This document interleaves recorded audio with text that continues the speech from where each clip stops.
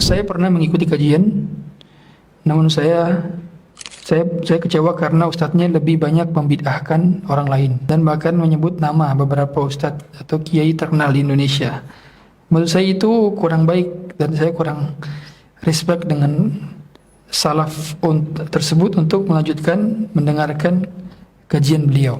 Dari setiap ada kekeliruan, dia tahu semua bahwa adanya tahdzir, adanya peringatan antara ustadz dengan pada ustadz, itu tujuannya untuk apa? Menyelamatkan umat. Kita tahu semua bahwa adanya peringatan dari satu ke satu itu untuk menyelamatkan umat dari bahaya pemikiran. Ya. Sebagaimana dia menyebarkan kesesatan, maka kita pun menyebarkan kebenaran. Ya. Begitu pula kita lihat dari setiap zaman ke zaman, para ulama menulis kitab itu dengan bantahan-bantahan.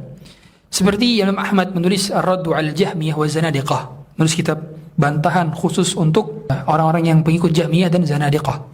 Bagaimana di zaman Syekhul Islam Ibnu Taimiyah, beliau itu tidaklah setiap firqah sesat di zaman kecuali pasti beliau bahas.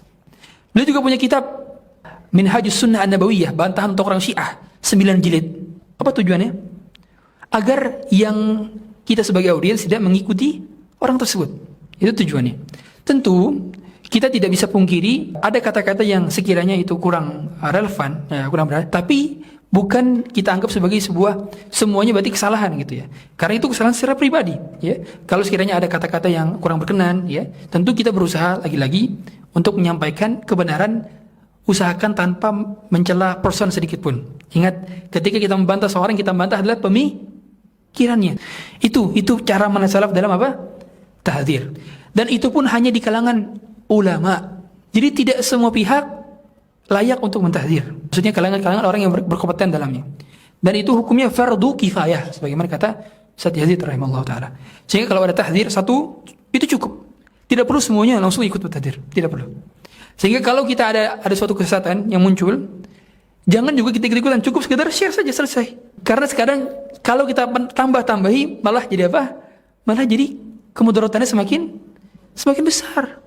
Banyak yang terjadi begitu. Ya, sehingga kalau kita lihat ada suatu isu, maka usahakan kita bukan golongan yang memperkeruh suasana, cukup hanya sekedar share saja. Nah, apa yang disampaikan oleh, dan itu tujuannya untuk apa? Untuk menyelamatkan umat dari kesesatan.